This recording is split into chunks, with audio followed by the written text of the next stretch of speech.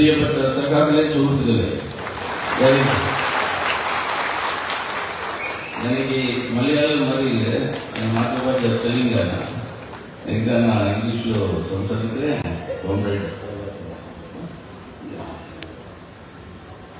I am here to appeal to the people of Kerala that they have to show the way once again to the Indian people when we are facing a very serious existential threat to the secular democratic character of India as defined by our constitution and by the rule of law. That is sought to be destroyed, and in its place the RSS vision of a rapidly intolerant, authoritarian, fascistic Hindutva Rashtra is to be established. In order to establish such a fascistic project, it is necessary for them to destroy this constitution, and that is precisely what has happened during the last 10 years under the Modi government. Kerala ഇന്ന് ഇന്ത്യക്ക് വഴികാട്ടിക്കൊണ്ടിരിക്കുന്ന സംസ്ഥാനമാണ്. ആ സംസ്ഥാനത്ത് നിന്നുകൊണ്ട് ഈ തെരഞ്ഞെടുപ്പിനെ പറ്റി പറയുന്നതിന് വേണ്ടി തന്നെ ഞാൻ വന്നിട്ടുണ്ട്. ഈ തെരഞ്ഞെടുപ്പ് ഇന്ത്യക്കകത്ത് നിലനിൽക്കുന്ന ഭരണഘടനയുടെ അസ്തിത്വത്തെ ഇല്ലാതാക്കാനും നിയമവാഴ്ച ഇല്ലാതാക്കാനും അതൊക്കെ കളഞ്ഞ് അതൊക്കെ ഇല്ലാതാക്കി ഇന്ത്യയെ ഒരു ഫാസിസ്റ്റിക് ഹിന്ദു രാഷ്ട്രമാക്കി മാറ്റി തീർക്കുന്നതിന് വേണ്ടിയിട്ടുള്ള RSSന്റെയും BJPയുടെയും ആസൂത്രിതമായ ശ്രമത്തിന് വിജയം നൽകാമോ എന്ന് തീരുമാനിക്കുന്ന തെരഞ്ഞെടുപ്പാണ്. അതുകൊണ്ട് തന്നെ ഈ തെരഞ്ഞെടുപ്പിന് മറ്റു തെരഞ്ഞെടുപ്പുകളിൽ നിന്നൊക്കെ തന്നെ വ്യത്യാസമുണ്ട്, പ്രാധാന്യമുണ്ട്.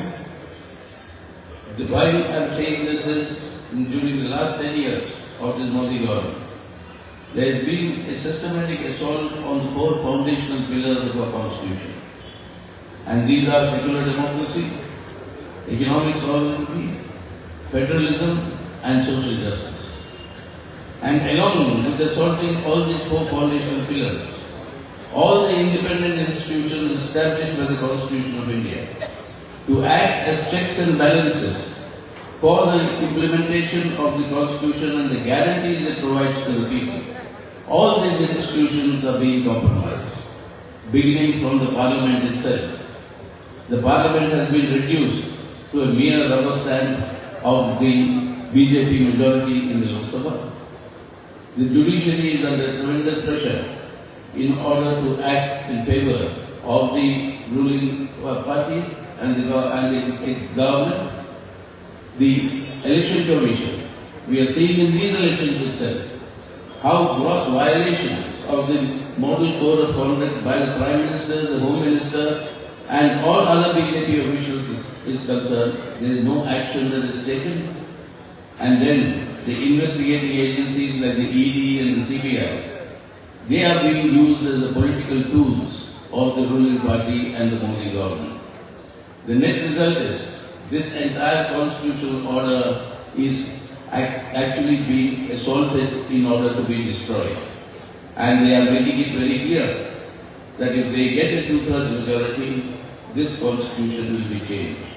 Which means the equality, the fraternity that is there, and the liberty that is assured by our constitution, and justice to all, social, economic and political. This justice to all, that will all be denied in the future if they win this election. That is why in order to save India today, primary task is to defeat the Modi government and ensure an alternative secular government at the center. കഴിഞ്ഞ 10 വർഷക്കാലമായി കേന്ദ്രം ഭരിച്ചുകൊണ്ടിരിക്കുന്ന BJP അവരുടെ ഫലത്തിന്റെ ഭാഗമായി ഇന്ത്യയുടെ ഭരണഘടനയുടെ അടിസ്ഥാന മൂല്യങ്ങളെയൊക്കെ തന്നെ തകർക്കുന്നതിന് വേണ്ടിയിട്ടുള്ള ശ്രമങ്ങളാണ് നടത്തിക്കൊണ്ടിരിക്കുന്നത് എന്ന് നമുക്ക് കാണാൻ പറ്റും. അതിൽ ഏറ്റവും പ്രധാനപ്പെട്ടത് ഇന്ത്യയുടെ ജനാധിപത്യമാണ്. ജനാധിപത്യ വ്യവസ്ഥ ഉറപ്പുനൽകുന്നതിന് വേണ്ടിയിട്ടാണ് പാർലമെന്റ് പ്രവർത്തിക്കുന്നത്. പക്ഷേ ആ പാർലമെന്റിനെ വെറുമൊരു നോക്കുകുത്തിയാക്കി മാറ്റുക എന്ന സമീപനമാണ് ഈ ഗവൺമെന്റ് കാലത്ത് നിന്ന് കഴിഞ്ഞ ഭരണകാലത്ത് ഉണ്ടായത് എന്ന് നമുക്ക് കാണാൻ വേണ്ടി പറ്റും. അതുപോലെ നീതിന്യായ വ്യവസ്ഥ, ആ നീതിന്യായ വ്യവസ്ഥയെ പരമാവധി തകർക്കുന്നതിന് വേണ്ടി തന്നിഷ്ടം പോലെ ഇഷ്ടപ്പെട്ടവരെയൊക്കെ തന്നെ ഈ സ്ഥാപനങ്ങളിലേക്ക് നിയമിക്കുകയും അതിന്റെ അടിസ്ഥാനത്തിൽ തങ്ങളുടെ താല്പര്യത്തിനനുസരിച്ച് ജുഡീഷ്യറി പ്രവർത്തിച്ചോളണം എന്ന് ഉറപ്പുണ്ടാക്കുകയും ചെയ്യുക എന്ന രീതിയിലാണ് ഇന്ന് ഈ ഗവൺമെന്റ് പ്രവർത്തിച്ചുകൊണ്ടിരിക്കുന്നത് എന്ന് നമുക്ക് കാണാൻ പറ്റും. ഇന്ത്യൻ ഭരണഘടനയുടെ മറ്റൊരു അടിസ്ഥാന മൂല്യമാണ് മതനിരപേക്ഷത. ആ മതനിരപേക്ഷത തകർക്കുന്നതിന് വേണ്ടിയിട്ടുള്ള നിയമനിർമ്മാണങ്ങളും ഈ ഗവൺമെന്റ് ഭരണകാലത്ത് കഴിഞ്ഞ കാലത്ത് ഉണ്ടായി എന്നത് നമുക്ക് അറിയാൻ പറ്റുന്ന കാര്യമാണ്. അതുപോലെ തന്നെ ഏറ്റവും പ്രധാനപ്പെട്ട മറ്റൊരു ഭരണഘടനാ മൂല്യമാണ് ഇന്ത്യയുടെ ഫെഡറൽ വ്യവസ്ഥ.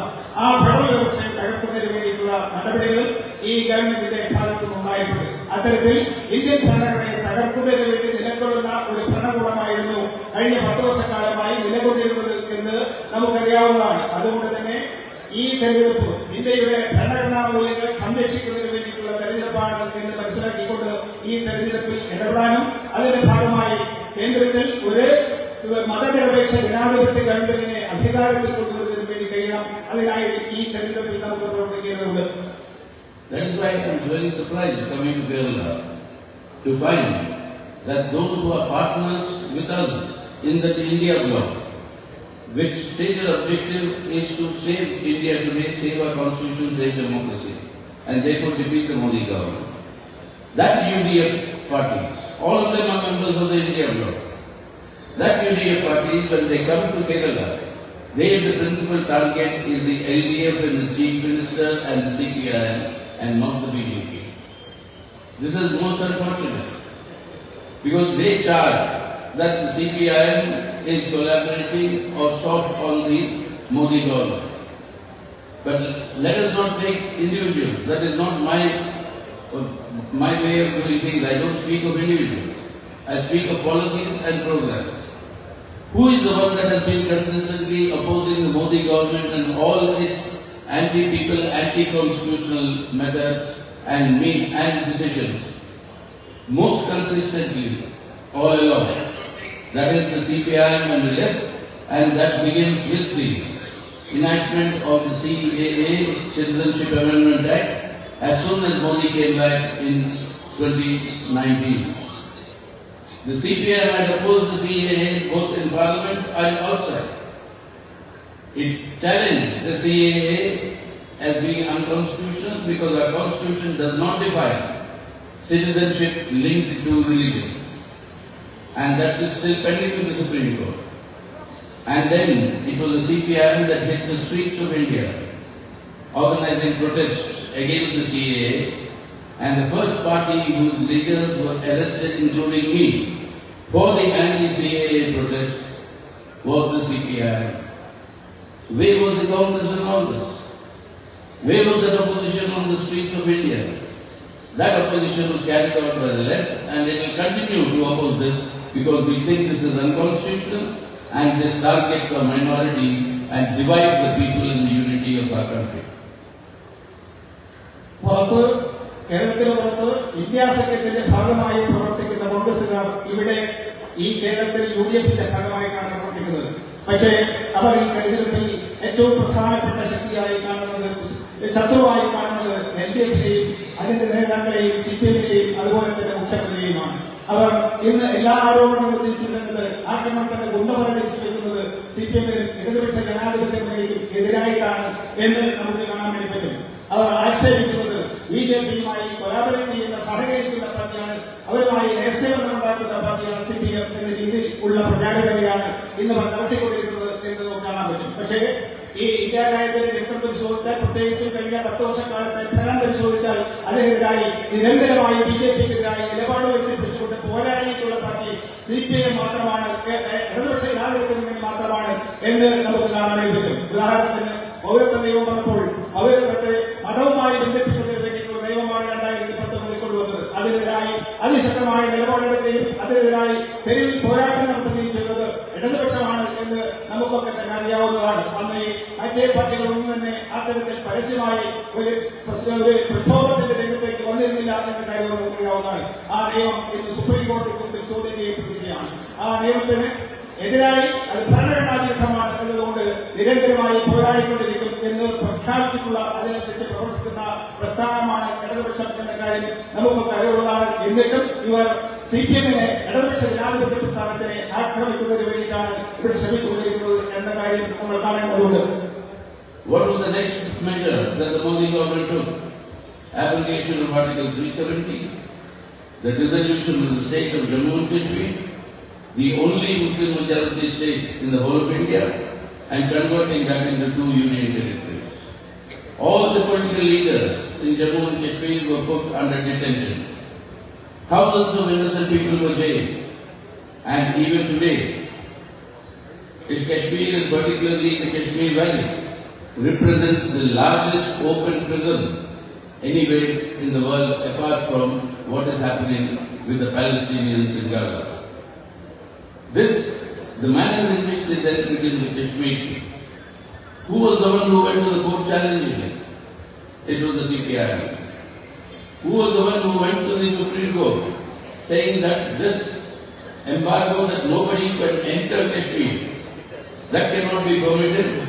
And finally, the Supreme Court and the Chief Justice then had to relent and grant permission to the CPI General Secretary to go into Srinagar, the first person from outside Jammu and Kashmir to enter Srinagar and meet all the detained leaders and elicit and find out what is the actual reality and come back to Delhi and report. When we could do that, Congress and former chief ministers of Jammu and Kashmir, at that point of time, the leader of the opposition in the Rajya Sabha was the former chief minister of J&K.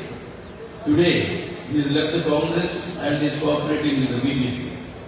That's a different matter. Many Congress leaders are doing that. But they could not enter. But CPI could enter because they challenged it, and that's our consistency. And even today, we are there in solidarity with the people of Jammu and Kashmir, demanding assembly elections must be held along with these parliament elections. But the BJP is scared of holding those assembly elections. And that is why they are denying the people of Jammu and Kashmir a legitimate elected government. നമുക്കൊക്കെ അറിയാവുന്നതുപോലെ ഇന്ത്യയിൽ മുസ്ലിം ഭൂരിപക്ഷമുള്ള ഏക സംസ്ഥാനം ജമ്മു കാശ്മീരാണ്. ആ കാശ്മീരിൽ ഇല്ലാതാക്കുക എന്ന നടപടിയാണ് BJP ഗവൺമെന്റ് സ്വീകരിച്ചത് എന്ന് കാണാൻ പറ്റും. ആ സംസ്ഥാനത്ത് ഇല്ലാതാക്കുകയും 2 കേന്ദ്രഭരണ പ്രദേശങ്ങളായി അതിനെ വെട്ടിമുറിക്കുകയും ചെയ്തു.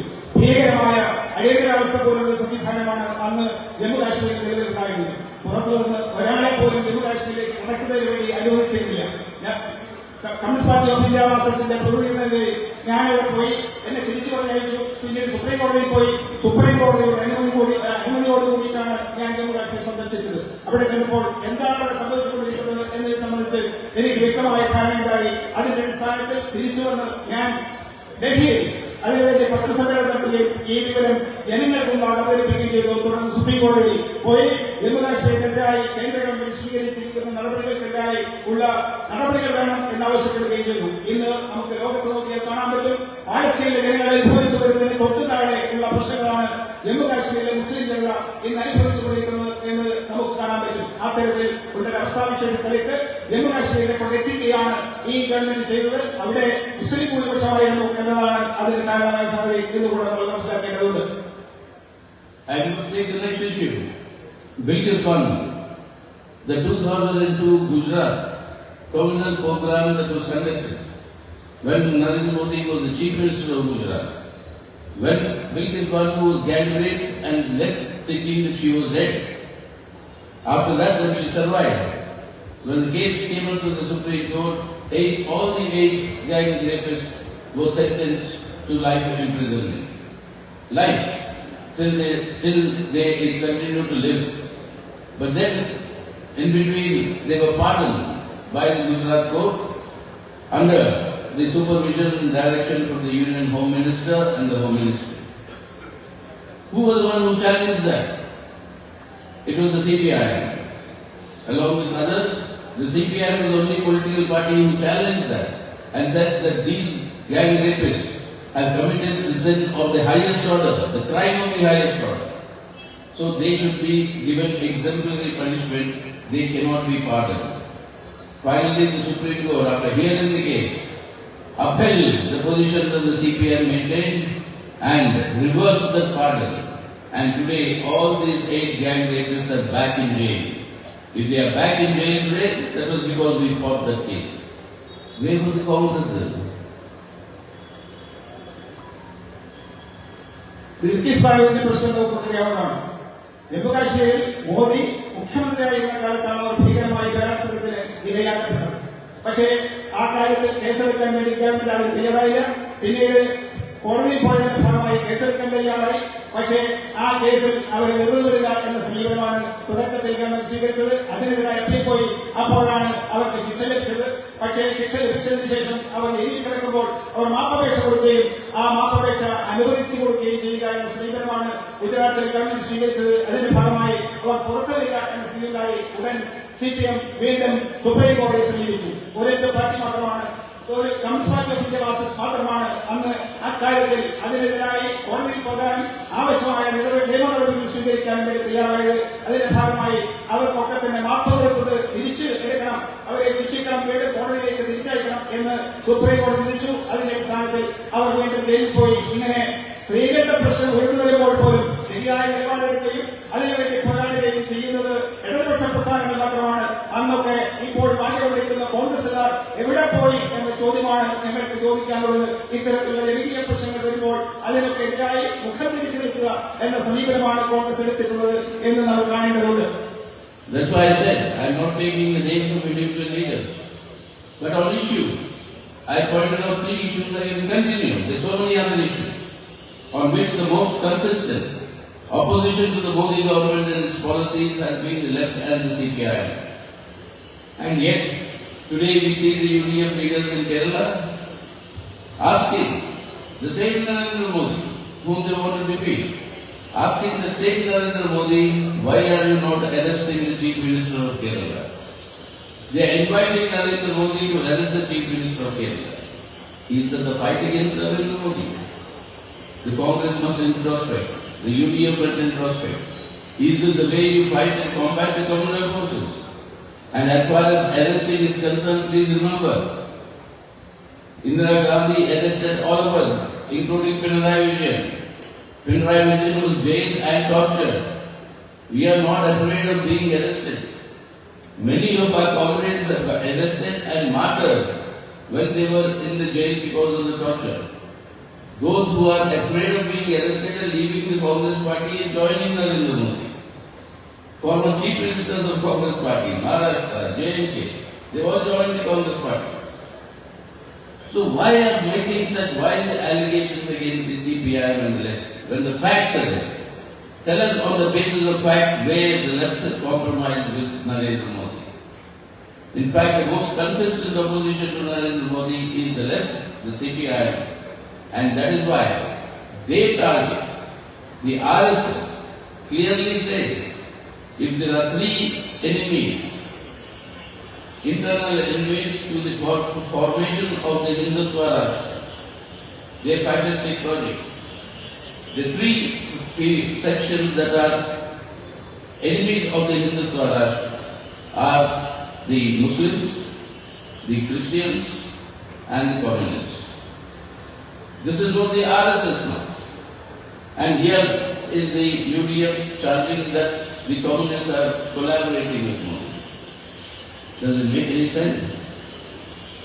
For mere electoral opportunism, can the principles and policies and the actual reality of who's fighting the Modi government that be forgotten? And that is why we appeal to them to introspect. What is it that they are doing and what is it that they are campaigning? The task we have taken, the left, is that Modi should be defeated and BJP should be prevented from forming the next government in the center and an alternate secular government must come.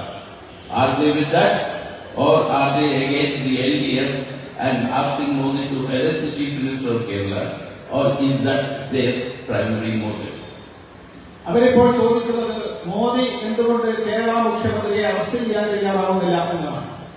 ആ ചോദ്യത്തിന് ഉത്തരമായി അവർ തന്നെ പ്രചരിപ്പിക്കാൻ ശ്രമിക്കുന്നത് communist Party of India Marxist അല്ലെങ്കിൽ കേരളത്തിലെ ഇടതുപക്ഷ പ്രസ്ഥാനവും BJPയുമായി ഒത്തുതീർപ്പുണ്ടാക്കിയിരിക്കുന്നു, രഹസ്യധാരണ ഉണ്ടാക്കിയിരിക്കുന്നു എന്നാണ്.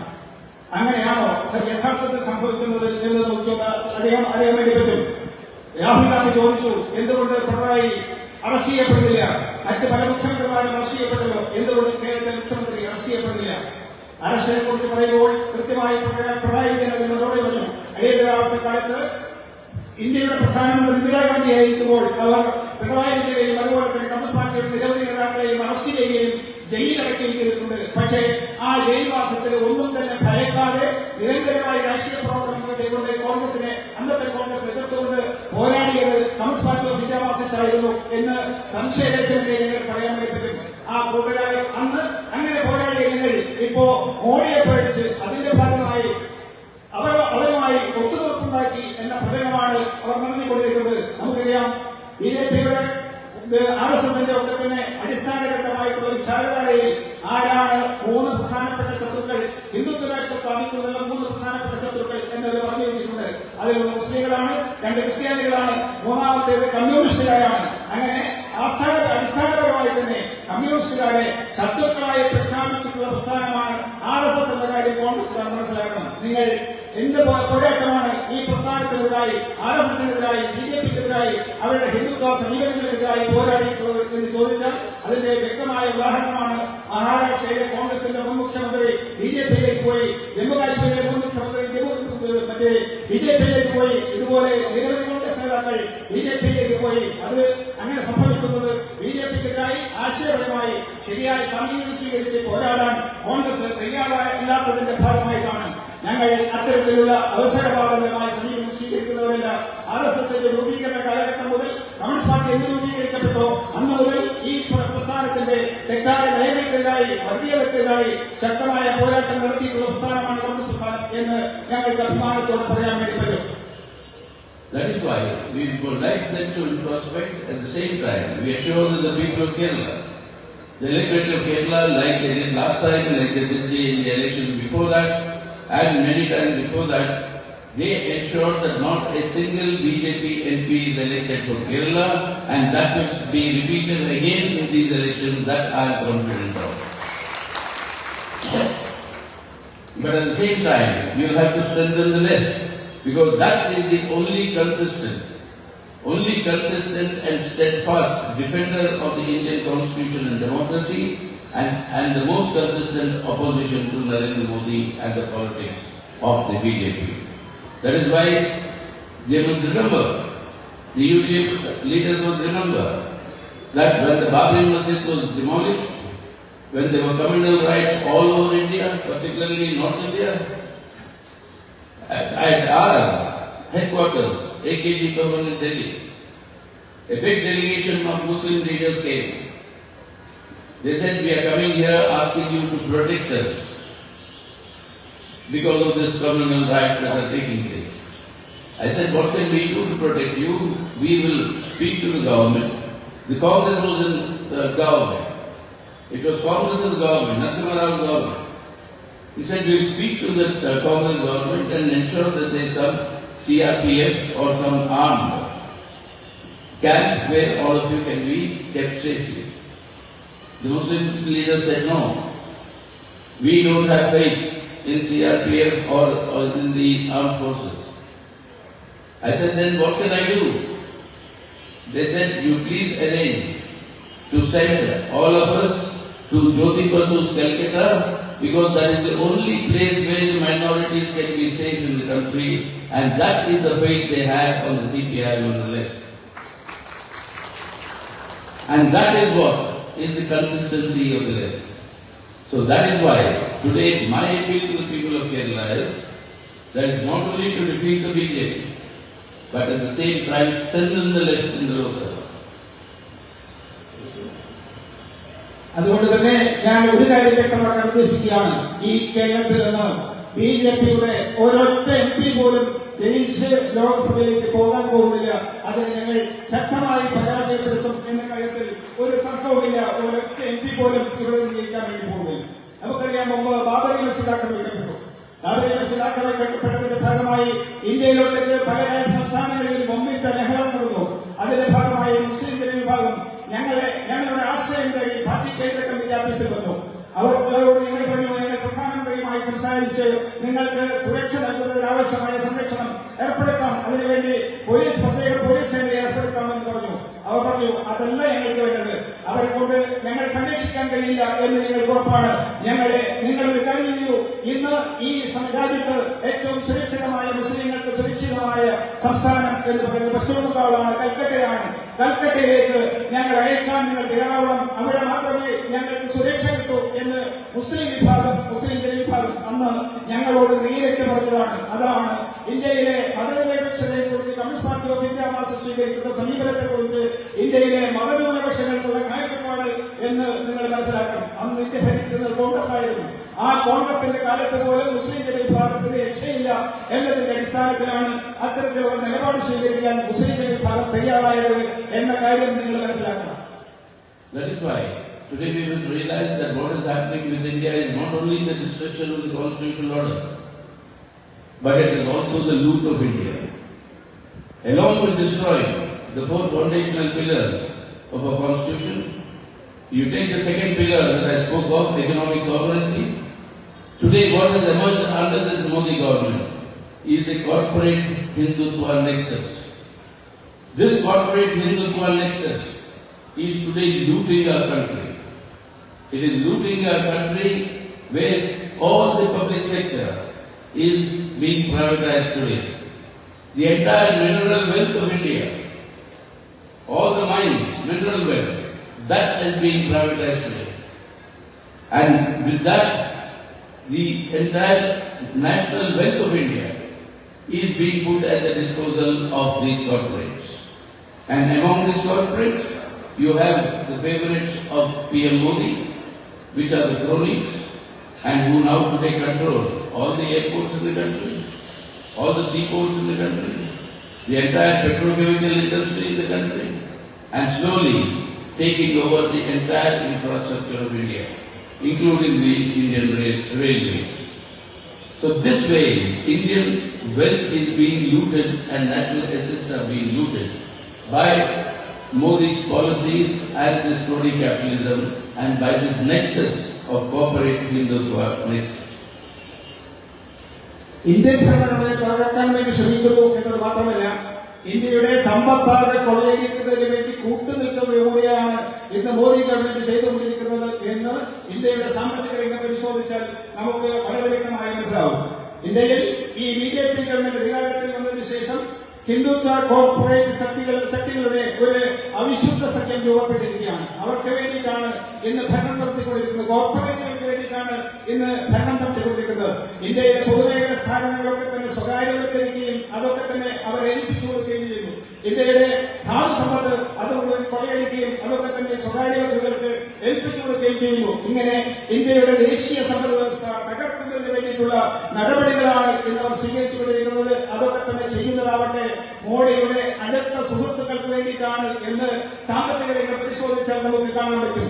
ഇന്ത്യയിൽ തന്നാത്ത മുതലാളിത്തത്തിന്റെ പാരമ്യത്തിൽ എത്തിയിരിക്കുന്നു. ഇന്ത്യ ഭരിക്കുന്നത് തന്നെ ഇത്തരത്തിലുള്ള അവരുടെ താല്പര്യക്കാരായ കുത്തകൾക്ക് സമ്പത്ത് വർദ്ധിപ്പിക്കുന്നതിന് വേണ്ടിയിട്ടാണ് എന്ന് നമുക്ക് മനസ്സിലാവുന്നു. പെട്രോളിയം ഉൽപ്പന്നങ്ങൾ, റെയിൽവേ, അങ്ങനെ തുടങ്ങി ഇന്ന് പൊതുമേഖലയിൽ നിൽക്കുന്ന എല്ലാ സാധനങ്ങളും സ്വകാര്യവൽക്കരിച്ചുകൊണ്ട് അതൊക്കെ തന്നെ സ്വകാര്യ വൻകിട കുത്തക മുതലാളിമാർക്ക് ഏൽപ്പിച്ചു കൊടുക്കുന്നതിന് വേണ്ടിയിട്ടുള്ള സമീപനമാണ് ഇന്ന് ഈ ഗവൺമെന്റ് സ്വീകരിച്ചിട്ടുള്ളത് എന്ന് നമുക്ക് കാണാൻ കഴിയുമല്ലോ.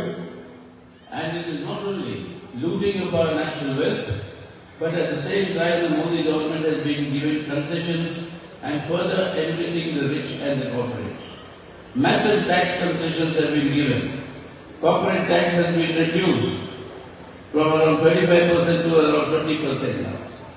And on top of this tax reduction, the Modi government has waived bank loans taken by these crony corporates to the tune of more than 16 lakh crores of rupees during the last 10 years. 16 lakh crores of rupees of loans taken from banks, which is what? Your account, my account that are there in the banks, that is the money from which the loans have been given. And many of these people who have taken these loans have left the country, taken refuge outside, and the others are not returning the loans because they are the cronies of Mr. Modi. 16 lakh crores. When we ask for a loan waiver for a farmer who is committing distress suicides, 20,000 rupees for one farmer family, please waive that loan. Modi government says they have no money. But they have money for their corporates. They have money for waiving loans for their crony capitalists. And in this way, the result is the rich are becoming richer, the poor are becoming poorer. In 2023, the amount of wealth added in India. The top 10% had a share, their wealth increased by 22%. The bottom 50% of the Indian population, their wealth decreased by 13%. So the poor become poorer, the rich becoming richer. These are the two Indias that Modi is creating. One for the corporate, communal Hindutva nexus, the other for the rest of Indians, that is a life of misery, a life of growing, being pushed into poverty. ഇന്ന് കോർപ്പറേറ്റുകൾക്ക് വൻതോതിലാണ് ഇളവ് നൽകിക്കൊണ്ടിരിക്കുന്നത് എന്ന് നമുക്ക് കാണാൻ പറ്റും. അവർ ലോണെടുത്താൽ തിരിച്ചടയ്ക്കേണ്ടതില്ല എന്ന അവസ്ഥയിലേക്ക് മാറിയിരിക്കുന്നു.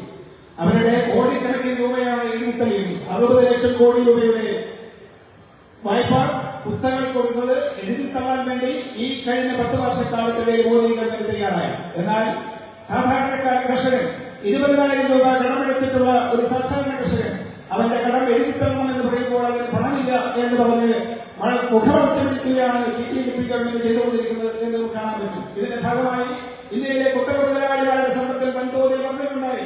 10% വരുന്ന ഇന്ത്യയിലെ വൻകിടക്കാരുടെ സ്വത്ത് 22% വർദ്ധിച്ചപ്പോൾ 50% വരുന്ന ഏറ്റവും താഴെത്തട്ടിലുള്ള സാധാരണക്കാരായ ജനങ്ങളുടെ സമ്പത്തിന്റെ കാര്യത്തിൽ 13% കുറവാണ് ഉണ്ടായിട്ടുള്ളത് എന്ന് കണക്കുകൾ പരിശോധിച്ചാൽ നമുക്ക് കാണാൻ പറ്റും. അതിന്റെ ഭാഗമായി ഇവിടെ ഇന്ത്യയിലെ സമ്പന്നൻ അതിസമ്പന്നനായവരെയും ദരിദ്രൻ കൂടുതൽ ദരിദ്രനായി പരമദരിദ്രനായി തീരുകയും ചെയ്യുക എന്ന അവസ്ഥാവിശേഷമാണ് ഇന്ന് ഇന്ത്യ രാജ്യത്ത് നിലനിൽക്കുന്നത്. അത് ഈ BJP അധികാരത്തിൽ വന്നതിനു ശേഷം കോർപ്പറേറ്റുകളും ഹിന്ദുത്വ ശക്തികളും തമ്മിൽ ഉണ്ടാക്കിയിട്ടുള്ള അവിശുദ്ധമായ സത്യത്തിന്റെ ഭാഗമായിട്ടാണ് എന്ന് കാണാൻ വേണ്ടി പറ്റും. അതിന്റെ ഭാഗമായിട്ടാണ് ഇന്ന് സാധാരണക്കാർ എത്രയേറെ കഷ്ടപ്പാട് അനുഭവിക്കേണ്ടി വരുന്നത്. On top of this, as a result of all this, what is happening to the people of our country? The poor becoming poorer, the rich becoming richer. Today, India has the highest levels of unemployment since independence. Today, the youth unemployment is at the highest level, with 42%. 42% of graduates in India being unemployed. Yesterday, the 3 biggest IT firms in India have declared that at least 1 lakh IT professionals, they will be retrenched because there is no market, nobody has the money to buy. The net result is unemployment, growing prices, put together, real wages of the Indian people have stagnated in the last 10 years. There is no wage rise for the poor people, but you have growing unemployment, growing inflation. That means their lives are becoming miserable. And what is the result? Household saving, government data, Modi government's data shows you that household saving have reached the rock bottom of less than 5% of the GDP for the first time after independence. Household borrowing has touched a ceiling of more than 45% of the GDP. And for the first time it is happening. What is the meaning of this? The meaning is the majority of Indian households are borrowing to survive. But how long can they borrow? And with growing unemployment, how can they repay those loans? The net result is that many of these families will be pushed into poverty and hunger. And that is what is happening in India today with the people of the country is concerned. They are being roused through communal passions, but in reality their lives are getting miserable. And in order to improve the livelihood of the people, this Modi government must go. തൊഴിലായ്മയുടെ കാര്യം പരിശോധിക്കാം. തൊഴിലായ്മ പരിഹരിക്കും, പ്രതിവർഷം 2 കോടി പേർക്ക് തൊഴിൽ കൊടുക്കുമെന്നൊക്കെ തന്നെ വാഗ്ദാനം ചെയ്ത ഗവൺമെന്റാണ് ഈ ഗവൺമെന്റ്. പക്ഷേ ഇന്നത്തെ കണക്ക് പരിശോധിക്കുമ്പോൾ എന്താണ് നമുക്ക് കാണാൻ വേണ്ടി പറ്റുന്നത്? ഇന്ത്യയിലെ ഗ്രാജുവേഷൻ പാസ്സായ വിദ്യാർത്ഥികളിൽ 43% പേർ തൊഴിലാത്തവരാണ് എന്ന കണക്കുകൾ പുറത്തുവന്നിരിക്കുന്നു. അതായത് അഭ്യസ്തരായ ചെറുപ്പക്കാർക്ക് പോലും ആവശ്യത്തിന് തൊഴിൽ കിട്ടാത്ത അവസ്ഥാവിശേഷമാണ് ഇപ്പോൾ നിലനിൽക്കുന്നത്. ഇന്നലെ ഇന്ത്യയിലെ പ്രധാനപ്പെട്ട ഒരു കമ്പനി പ്രഖ്യാപിച്ചു, ഞങ്ങൾ 1 ലക്ഷം പേരെ പിരിച്ചുവിടാൻ വേണ്ടി പോവുകയാണ്. ഇല്ലെങ്കിൽ ഈ ഞങ്ങൾ നടത്തിക്കൊണ്ടിരിക്കുന്ന വ്യവസായവുമായി മുന്നോട്ട് പോകാൻ പറ്റുന്ന അവസ്ഥയില്ല. അതുകൊണ്ട് ഞങ്ങൾ 1 ലക്ഷം തൊഴിലാളികളെ പിരിച്ചുവിടാൻ വേണ്ടി പോവുകയാണ് എന്ന് ഈ കഴിഞ്ഞ ദിവസം ഒരു പ്രധാനപ്പെട്ട കുത്തകസ്ഥാപനം പ്രഖ്യാപിക്കുകയുണ്ടായി.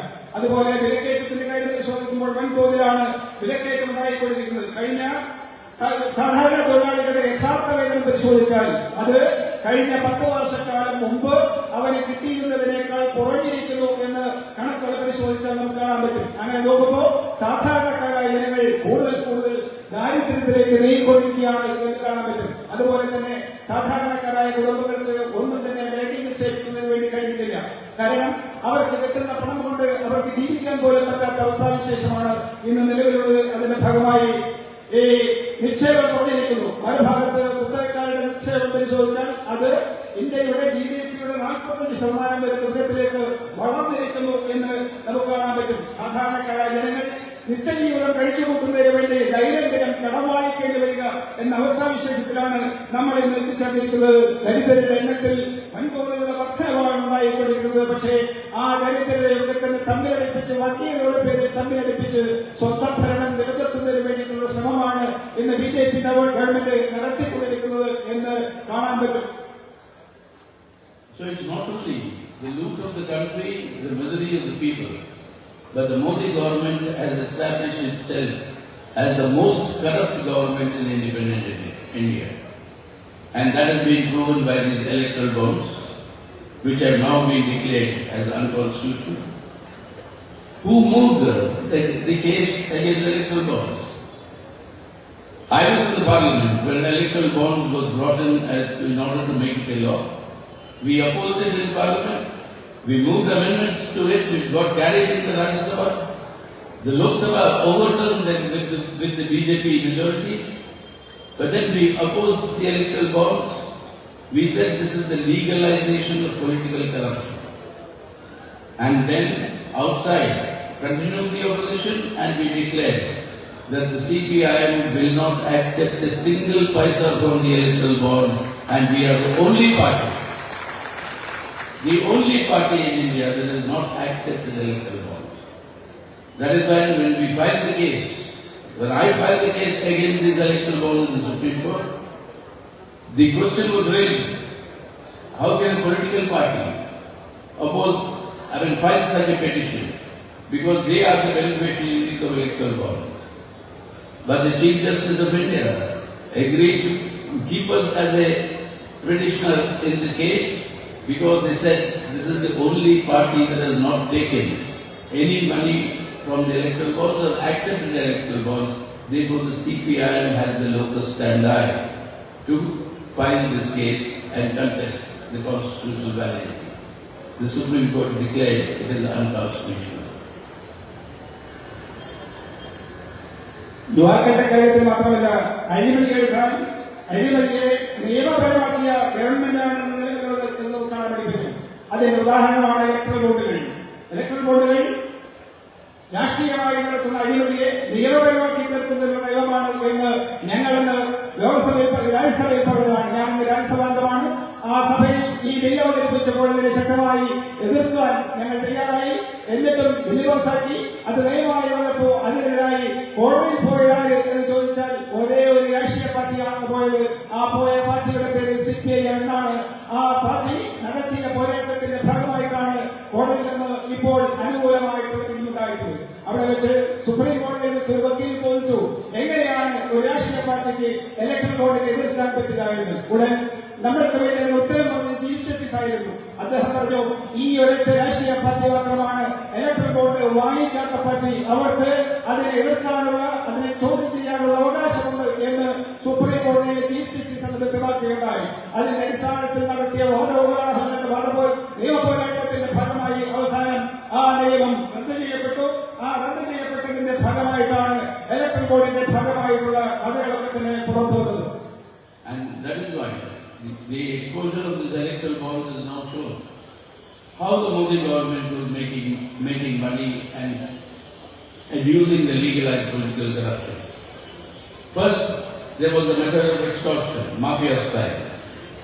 You call a corporate owner and you tell the corporate owner you buy electoral bonds and donate to BJP. Otherwise, the ID and CBI will raid your premises. You will be arrested. And if you want to protect yourself from this, you buy electoral bonds and donate to the BJP. Straightforward extortion, mafia style extortion. The second method was quid pro quo.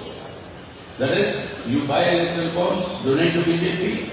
In return, I'll give you the country's airports. In return, I'll give you the country's seaports. In return, I'll give you the license to import arms from Israel to be sold elsewhere. So this way, making deals, deal making, and electoral bonds were used for the commission for giving such deals. That is the way this corruption was conducted by BJP. And the third method, most dangerous, was money laundering. Many corporates who declared that they are making losses in their balance sheet bought thousands of crores of worth electoral bonds and donated to BJP. Where does the loss-making company get money to buy thousands of crores of electoral bonds? Where does this money come from? That is a very important and a very dangerous question. Is this foreign money? Is this money connected with international drug trade? Is this money connected with international illegal arms trade? Where has this money come from? That is what needs to be probed. That is why we are moving the Supreme Court for an independent probe under the court's supervision. But then Modi government and its and its ED, IT and CBI, they do not pursue such cases. They only pursue opposition leaders. But this sort of money laundering has resulted in the entire black money being converted into white. So Modi's guarantee that he will bring back all the black money turns out to be a zero guarantee. At the same time, it turns out to be a method provided for black money holders to convert their money into white. And this is how this country was looted and the Modi government indulged in the worst possible corruption that independent India has ever seen. This is only the electoral bonds case. Then you have the PMKs, another 10,000 crores, which is unaccounted, which is unaudited, and they say it's a private trust. Where is that money coming from? So if you look at this, the most corrupt government we have is the Modi government, and if you want to end political corruption, this government must go. ഇങ്ങനെയാണ് ഇവർ ഈ കൊള്ളയെടുക്കുന്നത് കേരളത്തിൽ മനസ്സിലാക്കേണ്ടത്. പുതിയ സ്ഥാപനങ്ങൾ തുടങ്ങാൻ പോകുന്നവരെ mafia സംഘം സമീപിക്കുന്നു. എന്നിട്ട് അവരോട് പറയുന്നു, നിങ്ങൾക്ക് ലൈസൻസ് കിട്ടണമെങ്കിൽ, നിങ്ങളുടെ വ്യവസായം നന്നായി നടത്തണമെങ്കിൽ നിങ്ങൾ ഇലക്ട്രൽ ബോർഡ് വാങ്ങിക്കും. അവരതിന് സമ്മർദ്ദം ചെലുത്തുന്നു. ആ തരത്തിൽ സമ്മർദ്ദത്തിന് വഴങ്ങി വരുന്നവർ പണം വാങ്ങിക്കുന്നു. അങ്ങനെ വഴങ്ങാത്തവരുണ്ട് എങ്കിൽ അവരുടെ മുമ്പിലേക്ക് ഇഡിയെയും അതുപോലെ തന്നെ ഇൻകം ടാക്സ് ഡിപ്പാർട്ട്മെന്റിനെയും ഒക്കെ തന്നെ പറഞ്ഞയക്കുന്നു. അവരുടെ സ്ഥാപനത്തിൽ പരിശോധന നടത്തുന്നു. അവർ കള്ളം കാണിച്ചിട്ടുണ്ട് എന്ന് കേസെടുക്കുന്നു. കേസെടുക്കുമ്പോൾ അവർ പറയുന്നു, നിങ്ങൾ ബിജെപിക്ക് വോട്ട് കൊടുക്കോ, വോട്ട് കൊടുത്താൽ ഞങ്ങളെ ഈ കേസിൽ ഒഴിവാക്കാമെന്ന് പറയുന്നു. അങ്ങനെ രണ്ട് തരത്തിൽ, ഒരു തരത്തിൽ മാഫിയ ഉപയോഗിച്ചുകൊണ്ട് മറുഭാഗത്ത് അന്വേഷണ സംഘങ്ങളെ ഉപയോഗിച്ചുകൊണ്ട് ഒക്കെ തന്നെ ഈ കൊള്ളയടി അതിശക്തമായി നടത്തിക്കൊണ്ടിരിക്കുകയാണ് എന്ന് ബിജെപി ഗവൺമെന്റ് ചെയ്തുകൊണ്ടിരിക്കുന്നത് എന്ന് കാണാൻ പറ്റും. അവർ അങ്ങനെ വഴങ്ങിയാൽ, സ്വകാര്യ സ്ഥാപനങ്ങൾ അങ്ങനെ വഴങ്ങിയാൽ അതിന്റെ ഭാഗമായി എയർപോർട്ടുകൾ അവർ കൊടുക്കുന്നു, മറ്റേ തുറമുഖ സ്ഥാപനങ്ങൾ കൊടുക്കുന്നു, പ്രധാനപ്പെട്ട വ്യവസായങ്ങൾക്കുള്ള ലൈസൻസുകൾക്ക് കൊടുക്കുന്നു. അങ്ങനെ ഒരു കരാറടിസ്ഥാനത്തിൽ ബിജെപി ഗവൺമെന്റും ഇന്ത്യയിലെ മുതലാളിമാരും നടത്തിയ ഏർപ്പാടിന്റെ ഭാഗമായിട്ടാണ് ഈ ഇഡി ബോർഡ് സംവിധാനം എന്ന് പുറത്തു വന്നത് എന്ന് കാണാൻ പറ്റും. അതുപോലെ തന്നെ ഏറ്റവും ഭീകരമായ മറ്റൊരു വസ്തുത, കള്ളപ്പണം വെളുപ്പിക്കുന്നതിന് വേണ്ടി ഈ സംവിധാനത്തെ ഉപയോഗപ്പെടുത്തുന്നു എന്നതാണ്. നമുക്കറിയാം, ഇപ്പൊ പുറത്തു വന്നിട്ടുള്ള കണക്കനുസരിച്ച് നഷ്ടത്തിലായ പല സ്ഥാപനങ്ങളും വൻതോതിൽ ഈ ഇഡിയിലേക്ക് മറ്റേ വോട്ട് വാങ്ങിച്ചിട്ടുണ്ട് എന്ന് നമുക്ക് കാണാൻ പറ്റും. എങ്ങനെയാണ് സംഭവിക്കുന്നതെന്ന് പരിശോധിക്കുമ്പോൾ കാണാൻ പറ്റുക, ഒരുപക്ഷെ ആയുധ വ്യാപാരത്തിൽ നിന്ന് അല്ലെങ്കിൽ സ്വർണ്ണക്കള്ളക്കടത്തിൽ നിന്ന് ഒക്കെ തന്നെ പണം ഉണ്ടാക്കിയിട്ടുള്ള കള്ളപ്പണമുള്ള വ്യാപാരികൾ അവർ ഇഡിയെ സമീപിക്കുകയും ഈ തരത്തിൽ വോട്ട് വാങ്ങിക്കുകയും ചെയ്തതിന്റെ ഭാഗമായി അവർക്ക് ആ കള്ളപ്പണമൊക്കെ തന്നെ വെളുപ്പിക്കുന്നതിന് വേണ്ടി കഴിഞ്ഞിരിക്കുന്നു. അങ്ങനെ ഇന്ന് ഈ ഗവൺമെന്റ് എടുത്തു വരുന്നത്. അതുകൊണ്ടാണ് ഈ കാര്യത്തിൽ സുപ്രീം കോടതിയുടെ കീഴിൽ ഒരു അന്വേഷണം നടത്തണം എന്ന് CPM ആവശ്യപ്പെട്ടത്. പക്ഷേ അങ്ങനെ ആവശ്യപ്പെടാൻ പോലും ഇന്നിപ്പോൾ ഈ കേരളത്തിൽ ഭരിക്കുന്ന UDF അടക്കമുള്ള പാർട്ടികളൊന്നും തന്നെ അത്തരത്തിലൊരു ആവശ്യം ഉന്നയിക്കാൻ വേണ്ടി കഴിയുന്നില്ല, തയ്യാറായിട്ടില്ല എന്നും നമ്മൾ കാണേണ്ടതുണ്ട്. So while looting the country, you are indulging the most corrupt practices that unprecedented in independent India, this sort of corruption. The Modi government, in order to convert our secular democratic republic into a fascistic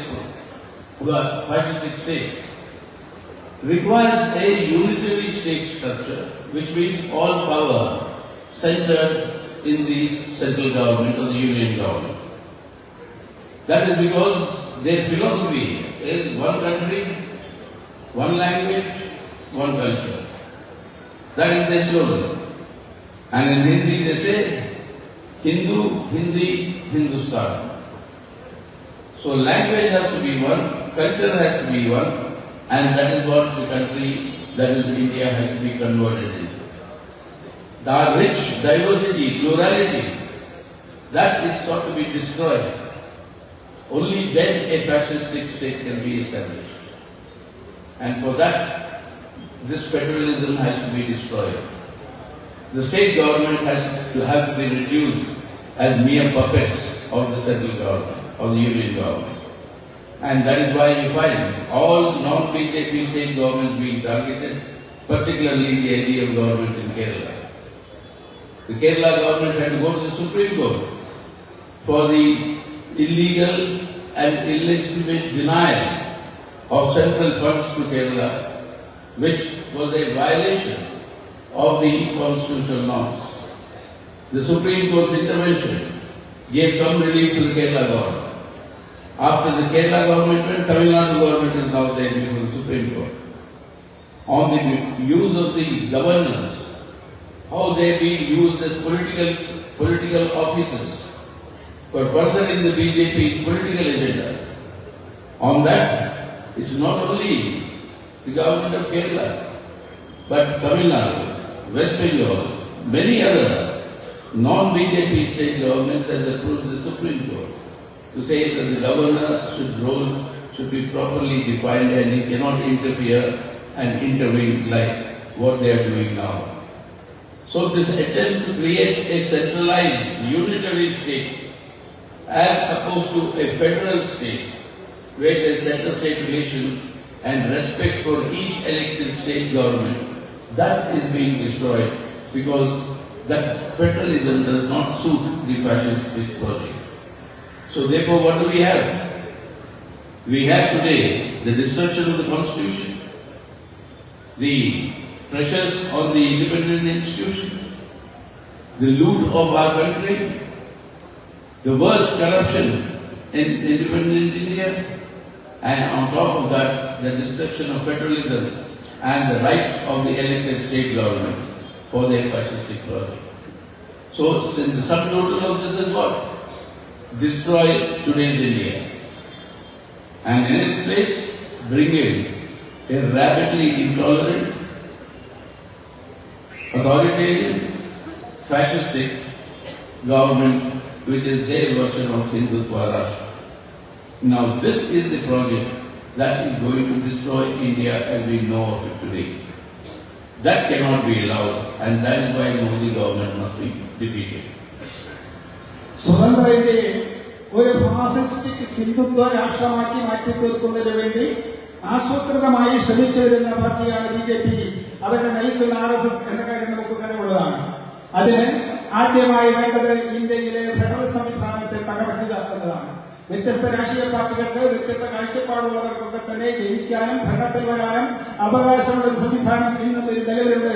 അതിനെ ഇല്ലാതാക്കി, federal സംവിധാനത്തെ ഇല്ലാതാക്കി Indian ഭരണകൂടത്തിന്റെ ഒരു unitary സംവിധാനമാക്കി തീർത്തും കേന്ദ്രീകൃതമായ ഒരു സംവിധാനമാക്കി മാറ്റി തീർക്കണം എന്നാഗ്രഹിക്കുന്ന പാർട്ടിയാണ് BJP. എങ്കിൽ മാത്രമേ അവർക്ക് ഇന്ത്യയെ ഒരു ഫാസിസ്റ്റ് രാഷ്ട്രമാക്കി മാറ്റി തീർക്കാൻ വേണ്ടി കഴിയൂ എന്ന കാര്യം നമുക്കുള്ള അറിവുള്ളതാണ്.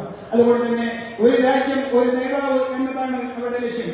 ഹിന്ദു, ഹിന്ദുസ്ഥാൻ എന്ന കാഴ്ചപ്പാട് അവർ അവതരിപ്പിക്കുന്നത് അതിന് വേണ്ടിയിട്ടാണ്. ഹിന്ദി എന്നത് ഇന്ത്യയിലെ എല്ലാ ജനങ്ങളുടെയും ഭാഷയാക്കി മാറ്റുക, അതുപോലെ ഹിന്ദു എന്നത് ഇന്ത്യയിലെ ഔദ്യോഗിക പദമാക്കി മാറ്റുക, ഹിന്ദുസ്ഥാൻ എന്നത് ഇന്ത്യയുടെ രാഷ്ട്രത്തിന്റെ പേരാക്കി മാറ്റുക എന്ന ലക്ഷ്യം വെച്ചുകൊണ്ട് പ്രവർത്തിക്കുന്ന പാർട്ടിയാണ് RSS എന്ന് നമുക്ക് മനസ്സിലാക്കാൻ വേണ്ടി കഴിയും. അതുകൊണ്ട് തന്നെ അവർ ആദ്യം ആഗ്രഹിക്കുന്നത് ഫെഡറലിസം, ഇന്ത്യയിൽ നിന്ന് നിലനിൽക്കുന്ന ഭരണഘടനാനുസൃതമായി നിലനിൽക്കുന്ന ഫെഡറലിസം ഇല്ലാതാക്കുക എന്ന ലക്ഷ്യം വെച്ചുകൊണ്ടാണ്. അതുകൊണ്ടാണ് അവർക്കെതിരായി പ്രവർത്തിക്കുന്ന BJP വിരുദ്ധ രാഷ്ട്രീയ പാർട്ടികൾ ഭരിക്കുന്ന സംസ്ഥാനങ്ങളെയൊക്കെ തന്നെ കഷ്ടപ്പാടിലാക്കുന്നതിന് വേണ്ടി, ബുദ്ധിമുട്ടിക്കുന്നതിന് വേണ്ടി അവർ ആസൂത്രിതമായി ശ്രമിച്ചുകൊണ്ടിരിക്കുന്നത്. അങ്ങനെ ഈ കേരളത്തിന് അർഹതപ്പെട്ട കടം കിട്ടാതായപ്പോൾ, അർഹതപ്പെട്ട പദ്ധതി വിഹിതം കിട്ടാതായപ്പോൾ, അർഹതപ്പെട്ട കേന്ദ്ര വിഹിതം കിട്ടാതായപ്പോൾ സംസ്ഥാന ഗവൺമെന്റ് സുപ്രീം കോടതിയെ സമീപിക്കാൻ വേണ്ടി തയ്യാറായി. അതിനെ തുടർന്ന് തമിഴ്നാട്ടിലെ ഗവൺമെന്റ് സുപ്രീം കോടതിയെ സമീപിച്ചു.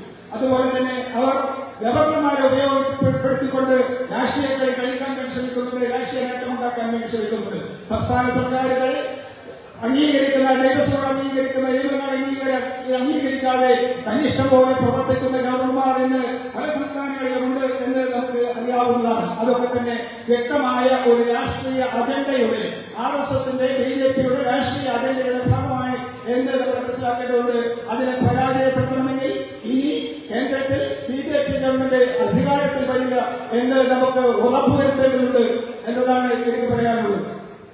That is why today, defeating this government and establishing an alternative secular government at the center becomes the duty of all Indian patriots. It is a patriotic duty to save our country today. And in that patriotic duty, this government has to be defeated and alternative secular government has to come. Now the alternative secular government that comes, with the major opposition party being the Congress, which says that they will be in the leadership. But Congress must introspect why its own leaders are leaving and joining the BJP. Today in Delhi, the BJP today is known as the new Congress party. In every state, the former chief ministers, the chiefs of the PCCs, they have left Congress and joined the BJP. Is that the commitment to safeguard Indian constitution and democracy? Whatever that may be, a secular alternative government that comes, if that government has to steadfastly, without compromise, without vacillation, fight communalism and fight Hindutva, then the strength of the left in parliament will have to be increased. It is only the left that can keep them in the right direction. Otherwise, what is the Congress party leaders doing? When the BJP campaign saying we are building the Ram Mandir, Ram Temple, the Congress Chief Minister of Chhattisgarh says, I will build the Sita Temple. Or the Madhya Pradesh Congress former Chief Minister, he says, Congress officers all across the state will observe Hanuman Chalisa to be done. That is competing with Hindutva, with a soft Hindutva or a pale saffron. Pale saffron, soft Hindutva will only strengthen original Hindutva. We have to fight it square. If that has to be fought squarely, left's presence in the parliament must be much stronger. And that is when you must remember what the people of Kerala did in 2004. We wanted, and correctly, to defeat the then Vajpayee government and its communal agenda. That was defeated. An alternate government led by the Congress party, the UPA government with Dr. Manmohan Singh. That government was formed. The left had 61 members of parliament. Out of the 61, 57 MPs were elected defeating the Congress candidates all over the country. In spite of that, the left said we will support the Manmohan Singh government for the sake of India, to support secular democratic India, and it is because of the left's strength and support that Manmohan Singh government continued. And because of the strength of the left, pro-people policies were implemented. Right to employment is not a fundamental right in our constitution, but we got the right to rural employment guarantee. the right to information, the RTI, the right to food security, the right for the tribals to their forest lands and forest produce, the right of education.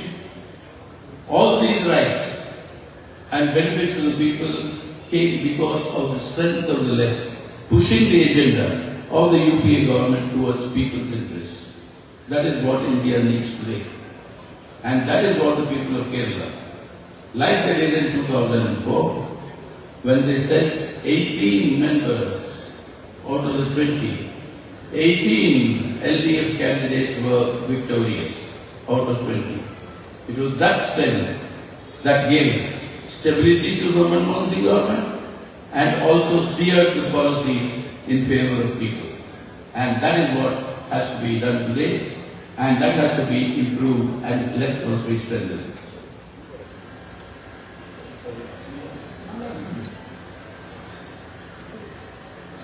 രാഷ്ട്രസ്നേഹത്തിന്റെ അടിസ്ഥാനത്തിൽ പ്രവർത്തിക്കുന്ന പാർട്ടിയാണ് Communist Party of India Marxist നമുക്കറിയാവുന്നത്. പക്ഷേ BJP രാഷ്ട്രസ്നേഹത്തിന്റെ അടിസ്ഥാനത്തിൽ തന്നെ തകർക്കുന്നതിന് വേണ്ടി, ഹിന്ദുത്വ വരുത്തുന്നതിന് വേണ്ടിയുള്ള ശ്രമമാണ് അവർ നടത്തിക്കൊണ്ടിരിക്കുന്നത്. വർഗീയതയും ഹിന്ദുത്വവും അതിന് നിരന്തരമായി എതിർത്തുകൊണ്ട് മാത്രമേ ഇന്ത്യക്കകത്ത് മതനിരപേക്ഷത നിലനിർത്താൻ വേണ്ടി പറ്റൂ. പക്ഷേ കോൺഗ്രസിനെ സംബന്ധിച്ചിടത്തോളം അത്തരത്തിലുള്ള സമീപനമെടുക്കാൻ ഒരു കാലത്തും കഴിഞ്ഞിട്ടില്ല എന്ന കാര്യം നമ്മൾ നേരത്തെ കണ്ടതാണ്. രാമക്ഷേത്ര നിർമ്മാണത്തിന്റെ കാര്യം വന്നപ്പോൾ ഞങ്ങൾ ഹനുമാൻ ക്ഷേത്രം പണിതുകൊള്ളാമെന്ന് പറഞ്ഞവരുണ്ട്. അവിടേക്ക് വെള്ളിപ്പലക കൊടുത്തയച്ചവരുണ്ട്. ഞങ്ങളാണ് ഈ പരിപാടിക്ക് തുടക്കം കുറിച്ചത്. രാജീവ് ഗാന്ധി ഭരിച്ചിരുന്നില്ല എങ്കിൽ രാമക്ഷേത്രം പണിയുമായിരുന്നില്ല എന്ന് പറഞ്ഞവരുണ്ട്. അങ്ങനെയൊക്കെ തന്നെ രാമക്ഷേത്ര നിർമ്മാണത്തെയും ബാബരി മസ്ജിദ് പൊളിച്ചതിനെയും ഒക്കെ തന്നെ ന്യായീകരിക്കുന്ന സമീപനമാണ് വടക്കേ ഇന്ത്യയിലെ കോൺഗ്രസിന്റെ നേതാക്കന്മാർ അന്ന് എടുത്തിരുന്നത് എന്ന് നമുക്കറിയാവുന്ന കാര്യമാണ്. BJP ഹിന്ദുത്വ സമീപനമാണ് എടുക്കുന്നതെങ്കിൽ മൃദുഹിന്ദുത്വ സമീപനമെടുക്കുന്ന പാർട്ടിയായി ഇന്ന് കോൺഗ്രസ് മാറിയിട്ടുണ്ട്. അതുകൊണ്ട് തന്നെ ഇന്ത്യക്കകത്ത് ശക്തമായ മതനിരപേക്ഷമായ ജനപക്ഷമായ ഒരു ഗവൺമെന്റ് വരണമെങ്കിൽ ഇടതുപക്ഷ അംഗങ്ങളുടെ എണ്ണത്തിൽ വർധന വരുത്തേണ്ടതുണ്ട്. ഞാൻ ഉദാഹരണം പറയാം. 2004 തെരഞ്ഞെടുപ്പ് വന്നപ്പോൾ അന്ന് ഇടതുപക്ഷത്തിന് 61 അംഗങ്ങൾ ഉണ്ടായിരുന്നു. ആ 61 അംഗങ്ങളിൽ 57 പേരും കോൺഗ്രസ് സ്ഥാനാർത്ഥികളെ പരാജയപ്പെടുത്തിക്കൊണ്ട് ജയിച്ചു വന്നവരായിരുന്നു എന്ന കാര്യം നിങ്ങൾ മനസ്സിലാക്കിയിരിക്കേണ്ടതുണ്ട്. എന്നിട്ടും ഈ 57 പേരും കോൺഗ്രസുകാരെ പരാജയപ്പെടുത്തിയതായിരുന്നിട്ട് പോലും UPA ഗവൺമെന്റിന്റെ, മൻമോഹൻ സിംഗ് ഗവൺമെന്റിന്, കോൺഗ്രസിന്റെ നേതൃത്വത്തിലുള്ള ഗവൺമെന്റിന് ഉറച്ചു നിന്ന പിന്തുണ നൽകാൻ അന്ന് ഇന്ത്യയിലെ ഇടതുപക്ഷം തയ്യാറായിട്ടുണ്ട്. അങ്ങനെ തയ്യാറായതിന്റെ ഭാഗമായാണ് ഒരു സുസ്ഥിരമായ ഗവൺമെന്റായി മൻമോഹൻ സിംഗിന്റെ ഗവൺമെന്റിന് നിലനിൽക്കാൻ വേണ്ടി കഴിഞ്ഞത്.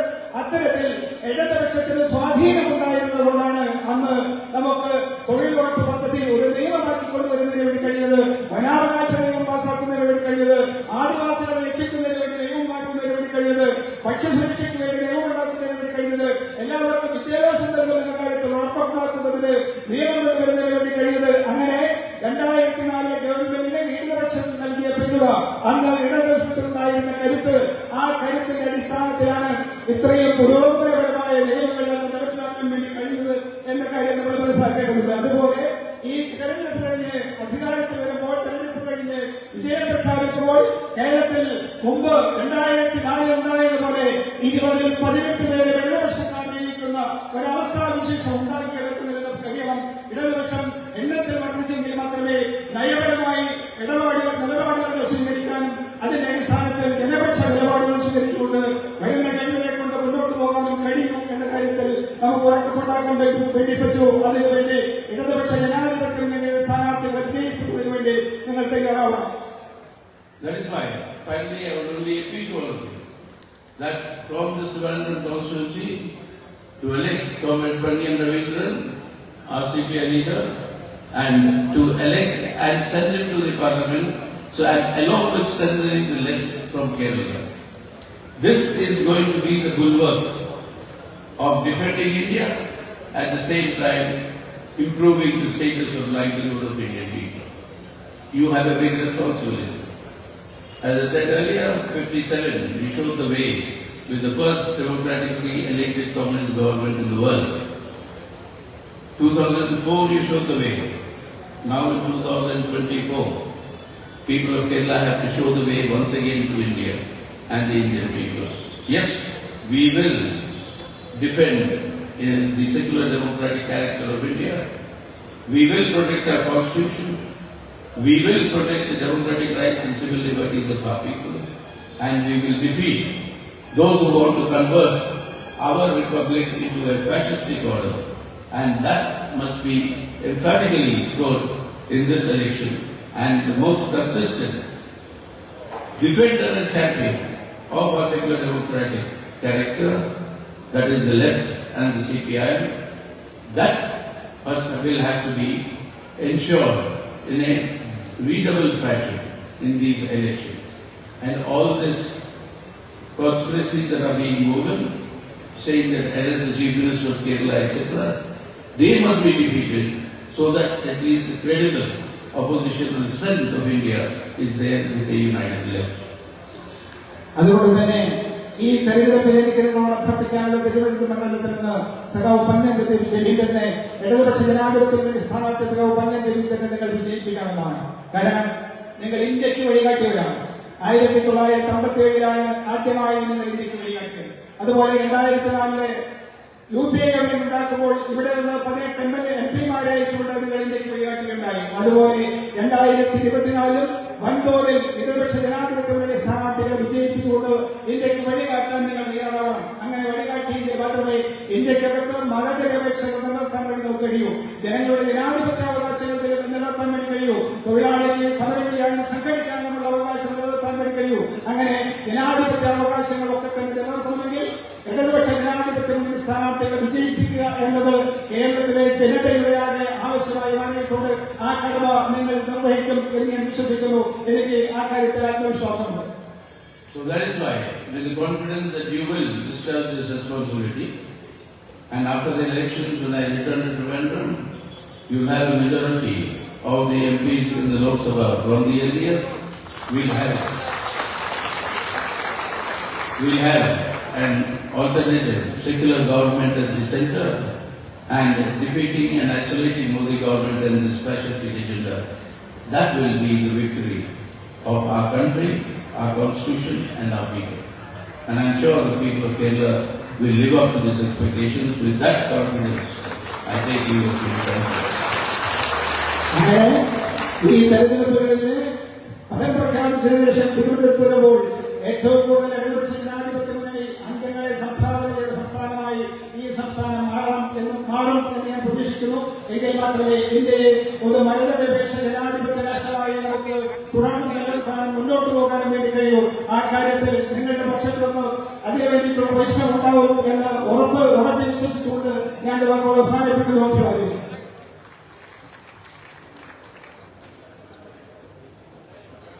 പ്രിയമുള്ളവരെ, വളരെ പ്രധാനപ്പെട്ട ഒരു ചടങ്ങിന് ഈ വേദി സാക്ഷ്യം വഹിക്കാൻ പോവുകയാണ്. നിങ്ങൾക്കറിയാം, 2021 അസംബ്ലി തെരഞ്ഞെടുപ്പിൽ BJPയുടെ അക്കൗണ്ട് ക്ലോസ് ചെയ്ത മണ്ഡലമാണ് നേമം നിയോജകമണ്ഡലം. അന്ന് സഖാവ് കോടിയേരി ബാലകൃഷ്ണൻ വന്ന് പ്രഖ്യാപിച്ചത് നിങ്ങൾക്ക് ഓർമ്മയുണ്ടാകും. എന്നാൽ 2024 ലോക്സഭാ തെരഞ്ഞെടുപ്പിൽ ഒരു പ്രഖ്യാപനം വരുന്നു. 15 വർഷമായി MP ആയിരിക്കുന്ന ആ MPയുടെ അക്കൗണ്ട് ഈ നിയോജക മണ്ഡലത്തിൽ പൂട്ടാൻ പോവുകയാണ്, അക്കൗണ്ട് പോസ്റ്റ് ചെയ്യാൻ പോവുകയാണ്. അതിനുവേണ്ടി പാർലമെന്റ് നിയോജക മണ്ഡലം LDF തയ്യാറാക്കിയിട്ടുള്ള ഒരു മുദ്രാവാക്യം CPIM ജനറൽ സെക്രട്ടറി സഖാവ് പ്രകാശ് കാരാട്ട് ഇവിടെ അനാച്ഛാദനം ചെയ്യും. ആ മുദ്രാവാക്യത്തിന്റെ പേര് തിരുവനന്തപുരം പാർലമെന്റിൽ പന്തിൽ തന്നെ. തിരുവനന്തപുരം പാർലമെന്റിൽ പന്തിൽ തന്നെ. സഖാവ് സീതാറാം യെച്ചൂരി ഇവിടെ അത് പ്രകാശനം ചെയ്യും.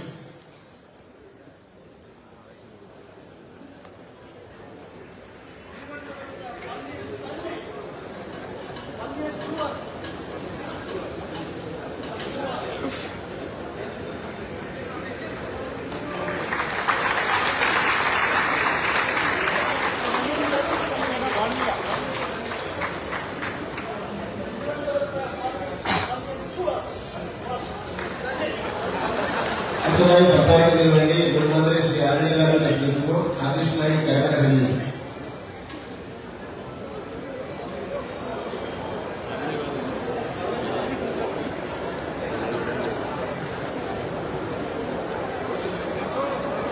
നമ്മുടെ ചെയർമാനുടെ സ്ലോഗൻ പ്രഖ്യാപിച്ചു. ബഹുമാനപ്പെട്ട സീതാറാം യെച്ചൂരി അത് ആ